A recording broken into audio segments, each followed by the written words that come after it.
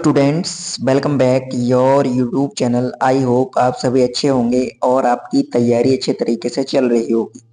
जैसा कि आपने थंबनेल में देख ही लिया है, आज हम बात करने वाले हैं जो बर्थ कंट्रोल का सर्जिकल मेथड है उसकी हम बात करेंगे। यानी कि शल्य विधि हम कह सकते हैं। शल्य विधि का अर्थ होता है कि जिसको बंधकरण भी हम बोल सकते हैं। शल्य विधि का अर्थ है सर्जरी के द्वारा जो होता है उसको सर्जिकल या फिर शल्य विधि कहते हैं।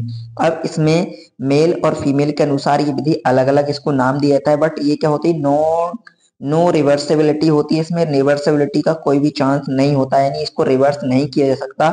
यह बर्थ कंट्रोल का ये क्या है, परमानेंट का अर्थ होता है स्थायी मेथड होता है। और इसमें वैसेक्टोमी अगर ये मेल में होती है तो इसको वैसेक्टोमी बोलते हैं, फीमेल में होती है तो इसको ट्यूबेक्टोमी कहते हैं। अब वैसेक्टोमी और ट्यूबेक्टोमी क्या है?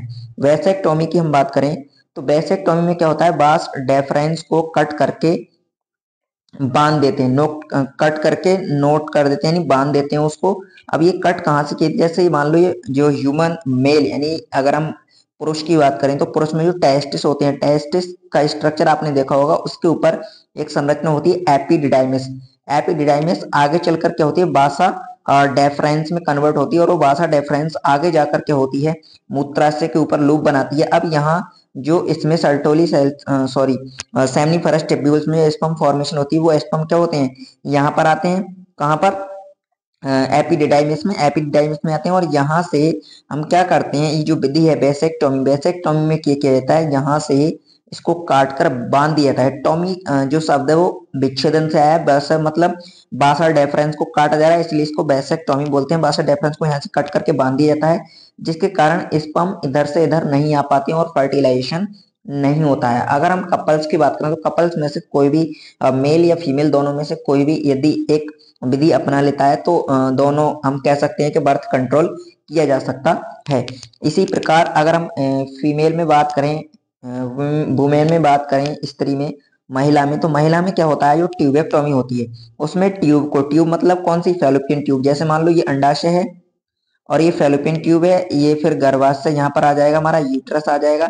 इस फैलोपियन ट्यूब में ये जो अंडाशय है, अंडाशय से ओवा निकल के फैलोपियन ट्यूब में जाता है। लेकिन हम क्या करते हैं, इस विधि में क्या किया जाता है, डॉक्टर के द्वारा यहाँ से फैलोपियन ट्यूब को क्या करके कट करके बांध दिया जाता है। और जब इसमें ओव्यूलेशन की जो प्रक्रिया होती है तो ओव्यूलेशन नहीं हो पाता है। ओव्यूलेशन नहीं होगा तो जो ओवा होगा वो ओवा फैलोपियन ट्यूब में नहीं आएगा, और ओवा फैलोपियन ट्यूब में नहीं आएगा तो निषेचन फर्टिलाइजेशन नहीं होगा। निषेचन और फर्टिलाइजेशन नहीं होगा तो हम कह सकते हैं कि बर्थ को कंट्रोल किया जा सकता है, नहीं बर्थ नहीं होगा, यानी कि शिशु फॉर्मेशन होगी नहीं और तो शिशु का जन्म भी नहीं होगा।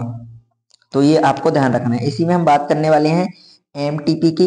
एमटीपी महत्वपूर्ण टॉपिक है आपकी परीक्षा की दृष्टि से, चाहे वो आपका बोर्ड परीक्षा हो, कोई भी एंट्रेंस एग्जाम हो, पैरामेडिकल, मेडिकल या फिर सीयूईटी या नीट का एंट्रेंस एग्जाम हो, तो उसके लिए बहुत ही महत्वपूर्ण है ये।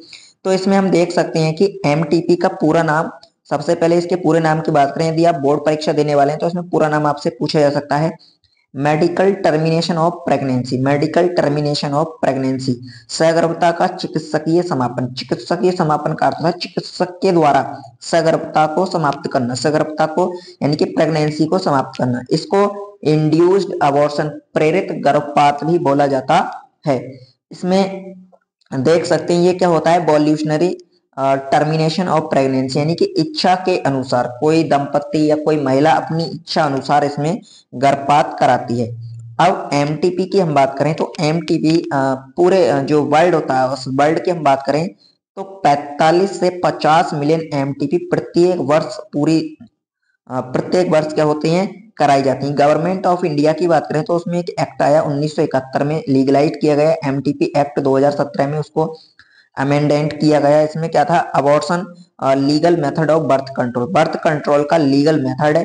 अब इसमें क्या किया गया कि 2017 में एमटीपी एक्ट आया तो उसमें बताया गया कि यदि अगर जो हम कह सकते हैं कि भ्रूण या एम्ब्रियो है वो अगर 12 वीक का है, 12 वीक यानी कि 3 मंथ का है, यानी फर्स्ट ट्राइमेस्टर में, तो उसमें उसको एमटीपी कराने के लिए एक डॉक्टर की, एक प्रैक्टिशनर के रेफरेंस पे उसकी प्रेगनेंसी सॉरी एमटीपी की जाएगी, स्वतः ही एमटीपी नहीं कराई जाती, किसी डॉक्टर या प्रैक्टिशनर के रेफरेंस से ही कराई जाती है, तो उसको सेफ माना जाता है। तो सेफ कौन सी एमटीपी को माना जाएगा? 3 मंथ तक या फिर 12 वीक तक।